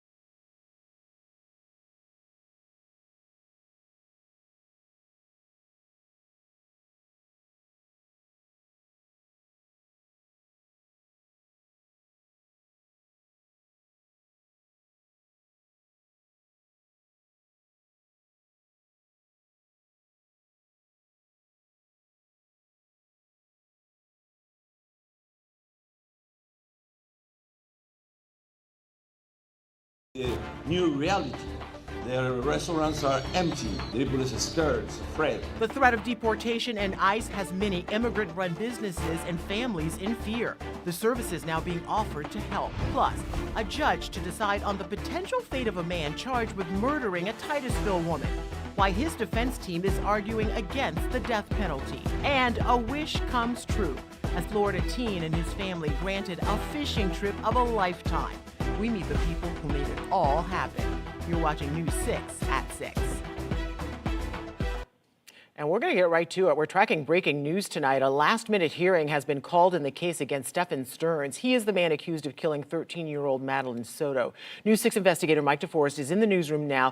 Mike, this is breaking right now. What have you been able to find out? Ginger, literally in the last few minutes, Stephen Stearns' public defender has filed papers with the court saying they are going to be in an Osceola County courtroom on Monday afternoon and that he is going to be entering a plea. Now, Stephen Stearns has previously pleaded not guilty to raping and murdering 13-year-old Madeline Soto. So what this suggests is that a plea deal or some other kind of agreement may have been worked out, that Stephen Stearns is now changing his plea. Now, it's important to note that Stephen Stearns was originally going to be put on trial twice. Once for murder, that was going to happen in September. And then next week, he was scheduled to go on trial for sexual battery and possessing explicit photos of that underage girl. Well, now on the eve of that trial, this was supposed to start on Tuesday with jury selection. On Monday afternoon, Stephen Stearns' attorney says, we're going to be in court, Judge. And they're telling the prosecutors this. And according to these paperwork, it's going to be a plea. So it is looking like Stephen Stearns may be changing his plea in this case that all of Central Florida has been captivated by, horrified by, since 13-year-old Madeline Soto first vanished when her mother's former boyfriend claimed that he dropped her off at Hunters Creek Middle School a little more than a year ago. There was a search for her that the community was all out looking for this missing teen. Sadly, investigators later found her body in a wooded area of St. Cloud. Investigators, through tons of detective work, found significant evidence that they say proved that Stephen Stearns was the one who murdered her after raping her for years. Now, Stearns is going to be in court on Monday, apparently with a plea change, and News 6 will be there streaming that court hearing live. For now, we are live in the newsroom. Mike DeForest, News 6. Back to you, Ginger. Mike, thank you. We know you will be there as well. All right, the impact of ICE raids and immigration policies being felt here in Central Florida. We begin with our team coverage. Matt Austin is at the Mexican consulate in Orlando, where they held a press conference this afternoon announcing help for immigrants. And our community correspondent Mike Valenti is at a restaurant where their business is feeling the effects. Let's start right now with Matt Austin. Matt, what have you learned today? Ginger, you wouldn't believe how busy it was inside the Mexican consulate here today as people were shoulder to shoulder trying to get their immigration papers together before the weekend. It was very busy, and in the middle of all that was a press conference as leaders tried to explain how these ICE raids are impacting local business owners. The Mexican consulate is jam-packed. Men, women, and children waiting for information and free legal advice, trying to get their immigration documents in order. What kind of anxiety are you seeing around this process right now? I think you can see it on the faces of those that have come with anxiety to just get a passport. Former Florida Senator Linda Stewart and Mexican consulate Juan Sabines held a press conference here about Florida's new immigration policies. Because they don't want to stay here anymore. Why? Why is that? Well, because the new politics and immigration law in Florida. The policies may also be impacting local business owners, specifically restaurants and stores. Stewart has toured 38 local Hispanic and Haitian businesses. Out of those, how many are struggling right now? All of them. Every one of them? Every single one. Anywhere from 30% to 65% have lost revenue business. has dropped? Have lost business. Stewart says people here legally are paying the price for the tense immigration atmosphere. There was a Colombian woman. They wanted to see her papers. She showed them her visa, her green card, and her passport. And the officer said, let me see your birth certificate. She's in a car. Nobody carries birth certificates in their car. She could not produce the birth certificate right then and there. They put her in handcuffs, took her to jail. Unfortunately, she had 4 children in the car. Meanwhile, on the White House lawn, border czar Tom Homan says the deportations and raids are not slowing down. We need more beds. Governor DeSantis came up with some beds pretty quickly. we're looking to get 100,000 beds. And the more beds we get, the more bad guys we can take off the street. Take the violent criminals away. These people are not violent criminals. Children are not violent criminals. UCF students are not violent criminals. So to try to help these people, former Senator Stewart has been handing out a full sheet of lawyers who can help. Some of them are free and some of them you have to pay for. In fact, you can come to the Mexican consulate and they have free legal advice on certain days of the week here as well. We've posted the names of those lawyers at this article on clickorlando.com. We also have our community correspondent, Mike Valenti. He's at a local restaurant who's really feeling the effects of all of this. Mike? Yeah, Matt, they really are. And typically a Friday night at Tortilleria El Progreso behind me would be really packed with customers. But the current climate surrounding immigration, we're told, has changed all that. This is a family-owned restaurant and market. You have employees who work here who come from families of mixed immigration statuses. That's according to the owner's niece, who I spoke to earlier this afternoon. She says business is down about 40%, and while there have been no ICE operations here, the prospect that one could happen, she says, has kept people away, including her parents. It does scare me because my parents are illegal as well, you know, so I come from my family where they came to this country to, you know, give us something better, and for them to even be scared to step foot in here it's sad. That's Alicia A. Dublon, who says that a lot of their employees here at the restaurant are in the process of becoming citizens, and she says that some have actually quit because they're worried that just showing up to work would jeopardize that process. Matt? All right, Mike Valenti reporting live for us in Orlando. A lot more to cover in this story in the coming weeks, months, and years, and we'll be on top of it right here on News 6. I'm going to send it back into the studio. Ginger? Matt, thank you. On to our other big story tonight. We're talking about those hot temps. A heat advisory expired right at the top of the hour. But, Jonathan, that doesn't mean that the heat is going away for the weekend. No, it'd be nice if we could snap our fingers and been nice and 75 and comfortable out there. Yeah. Not the case. Temperatures are hanging tight into the mid-90s. The heat index, when you factor in the humidity again, is still triple digits across most of Central Florida. It feels like 95 in Daytona, 99 in Palm Coast. The bigger stuff where we don't have the breeze and help from the ocean, it feels like 108 still in Wildwood, Leesburg, feeling more like 104 degrees at this hour. Now, hour by hour forecast for the rest of your evening. Doing a little dodging, just a few stray thunderstorms in the mix for your evening. Most of us are dry, not only for the rest of tonight, but really as we get into tomorrow and Sunday as well. A very dry weekend, relatively speaking, coming down the pipeline. Temperatures still by 9 o'clock in the lower 80s. By 1 o'clock, still at 80 degrees. That's going to set the stage for a very hot afternoon tomorrow, even hotter than today. We're going to pinpoint just how hot things get and when some rain relief comes back down the pipeline, Ginger, at about 6:17. See you then. Thank you, Jonathan. Right now, a judge is considering whether the death penalty will be in play in the murder case of David Barber. He's a former deputy charged with killing 72-year-old Jesse Kirk from Titusville. Barber appeared in court today where his defense team says he is being set up for an unfair trial. Brevard County community correspondent James Barbero takes us to the arguments made today in court. Let's bring Mr. Barber into the courtroom, please. 4 months since his arrest, David Barber's back in a Brevard County courtroom and without bandages. Police say he burned himself too when back in March he set Jesse Kirk's car on fire and dumped her remains. In May, we learned a lot more from the state attorney's office how prosecutors say Barber planned to kill his ex-girlfriend's aunt. They released these handwritten notes, including a to-do list like rent a car and buy a costume. On another page, a timeline, gag, and blindfold. They have forever violated Mr. Barber's right to an impartial jury. Assistant Public Defender Michael Perillo argued the state attorney's office should never have released the notes. We weren't just handing out things to the media. Prosecutors told the judge they were fulfilling public records requests, like the one that we made. We're not putting any releases out there ourselves. We are simply responding to public records requests. The heart of the matter is that you have evidence that is extremely prejudicial that the media gets from the state attorney's office. Judge Kelly McKibben didn't announce her decision in court. Instead, she said she'd make her ruling in writing whether the state can seek the death penalty at trial. We'll let you know as soon as she puts that ruling out. Barber's on his way back to custody in Volusia County because he used to work at the jail here. You may remember he's also accused of stalking his ex.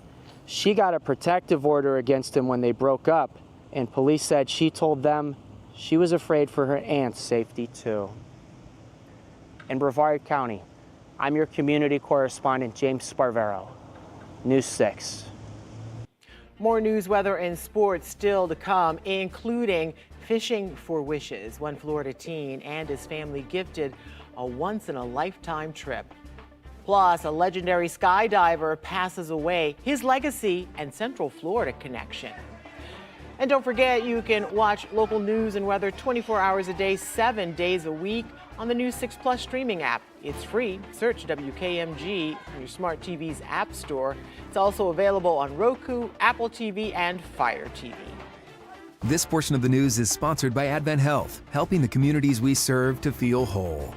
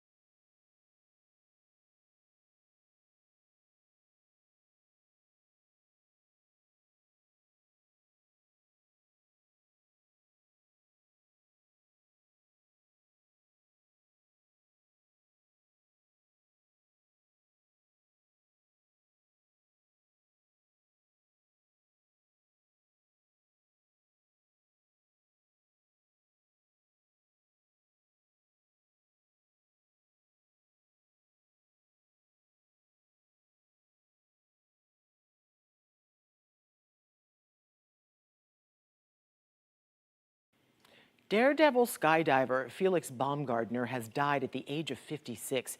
The aircraft he was paragliding in crashed into a hotel pool in Italy. He's remembered here in Central Florida for his connection to an Orlando native and legend. One of Baumgartner's most famous feats was back in 2012. He broke a world record in skydiving from a pressurized pod 24 miles above the Earth.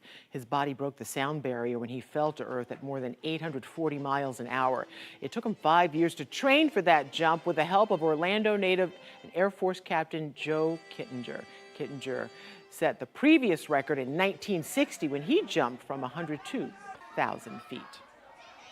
Right now, a Florida teen is on a trip of a lifetime as his wish comes true. Orange County community correspondent Jana Manahalal caught up with his family earlier this week before their flight. The trip is medically complex, which means since birth he has been hospitalized and surgeries and emergencies and for his entire life. 18-year-old Trip Clunan and his family were gifted the wish of fishing in Cabo San Lucas, Mexico, thanks to the partnership between Wesley Pharmaceuticals and Make-A-Wish Central and Northern Florida. His younger sister, Madison, shares what this means for Trip. It just means a lot. It means the world to me to just see a smile on my brother's face for once. He's always frustrated, he's always upset, he's always sick, and it's just the week for him to be happy for once.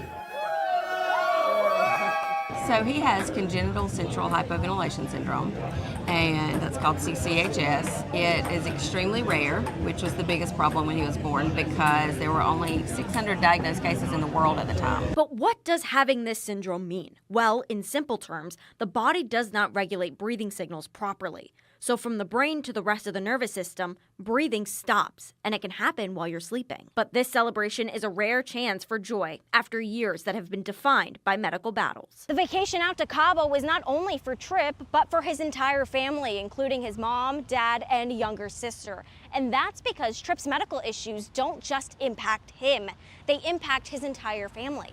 This trip is really their time to be a family together again, to have those memories, to have those experiences together, away from hospitals, away from treatment schedules, away from doctors, and just really spend that quality time together because they really much deserve it. The party included fishing tips from Captain Tyler Wolcott and gifts for Trip. And we're just so happy to be able to do something for another family. So we always want to give back because of our family focus and because of our employees are very much that way too. Trip and his family will spend a week in Cabo, Mexico, living his wish. In Orange County, your community correspondent, Jana Manahalal, News 6.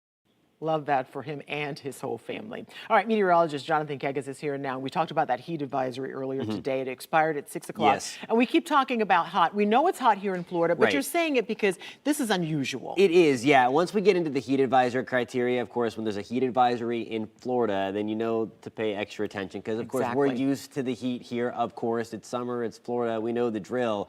It's really that humidity. Again, I know a lot of people are extra. like, extra is a great word. And a lot of people think that the heat index is just some bogus number, like, oh, why don't you just use the heat index then if it's so important? Well, because it's an apparent temperature. It's just like it's not going to strain your car battery extra when the heat index is 105 or 110, but it will strain your body because we are alive and we sweat, and when there's more humidity in the atmosphere, more moisture in the atmosphere, it's there's not enough drier air to evaporate the sweat to naturally cool your body, and that's where you start to get the heat-related illnesses. So always important when those heat indices get to like 105, 110 and beyond, that's when it starts to get real kind of ugly out there. We're doing a little better in Daytona Beach. It feels like 95. 88 degrees is the actual air temperature. The breeze out of the east-southeast at about 8 miles an hour. Great beach day. We're dry all weekend at the beach. We'll keep the wind direction off of the Atlantic a little bit, especially into the afternoon. That'll help to feel better if you're sitting on the sand. 83 degrees in the water. The surf at about 2 feet tomorrow. Rip current risk on the moderate side of things. Watch for the red flags to be flying at some beaches, of course. When you get that breeze off of the Atlantic, it always helps to push the water into the shoreline, which in turn increases that rip current risk once again.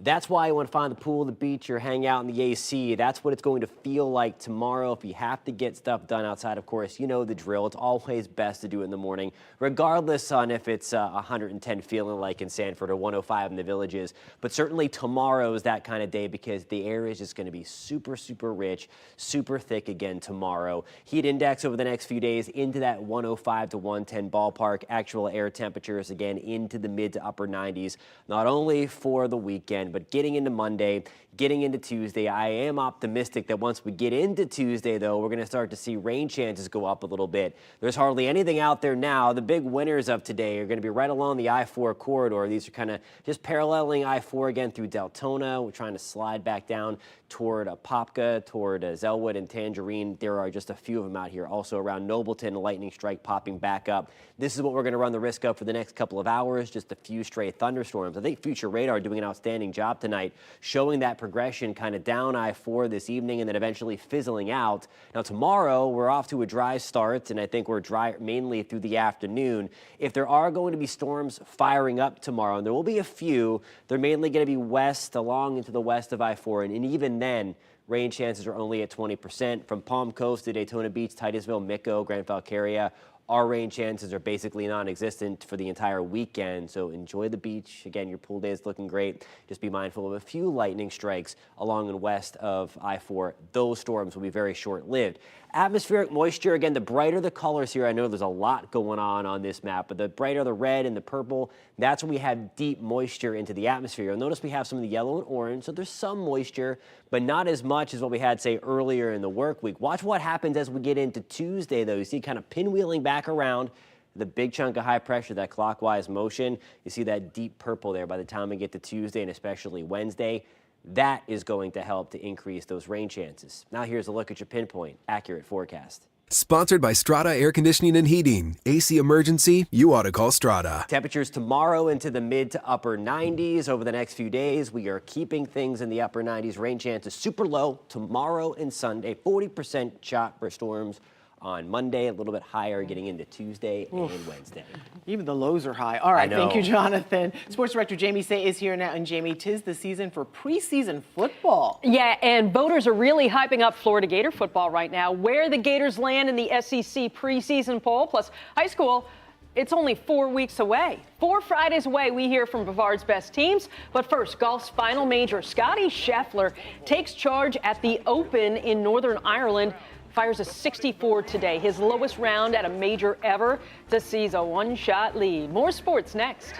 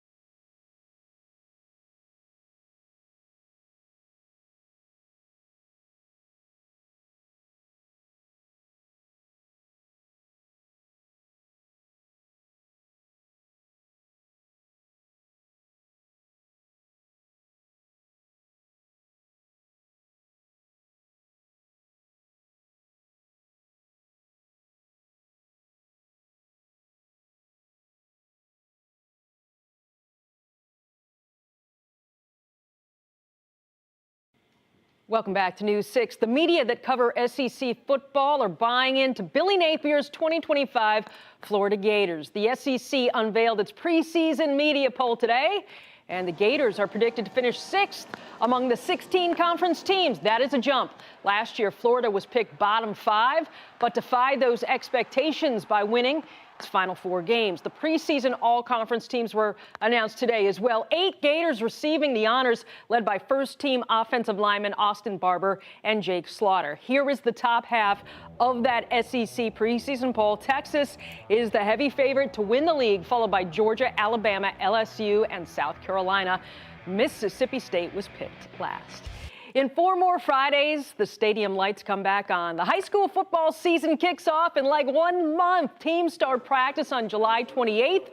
The talking, though, is already underway. Today, News 6 was at High School Football Media Day for Brevard and Polk County teams. Everybody has a clean slate in July, including the mighty Cocoa Tigers, who have won 3 consecutive state championships. The best thing about being at Cocoa is every year the next wave gets to see how Brady Hart and Javian Hilson and Boggs, Jaquez Jordan, how they all worked, that they know what it looks like. They know the work you have to put in. They know what the standard is. We're really a young team. You know, we got a lot of cats coming back. So we got some new transfers coming in, but, you know, they fitting in real well. It's my senior season, so, you know, just last ride, last bang. So we just want to give it everything we got and, you know, make the best of it. Well, Saturday night is fight night for this Olympic medal-winning boxer from Orlando. Amari Jones will lace up the gloves and get into the ring at the Star in Frisco, Texas tomorrow for his 3rd professional fight. Jones takes on veteran fighter Alfredo Rodolfo Blanco in a 6-round super welterweight bout. Amari 2-0 with 2 knockouts since he turned pro this winter. News 6 talked with him recently while he was preparing. We're looking to show that I'm experienced as well, and I've been in the game for a long time. And just me being 2-0 and Olympian, I can show that I'm meant to be here in the professional realm. Another former Edgewater Eagle had a big day today. R.J. Harvey's agent says the running back signed his rookie contract with the Denver Broncos today. The second leading rusher in UCF history was Denver's 2nd-round pick in this year's draft. Always good to get it in writing, right? Life-changing, yes, for sure. It is. All right, Yep. Thank you, Jamie, and thank you for joining us. Our next newscast is at 11 o'clock. We break news on clickorlando.com, and you can find all of our stories and weather on the News 6 Plus app for your smart TV. Bye.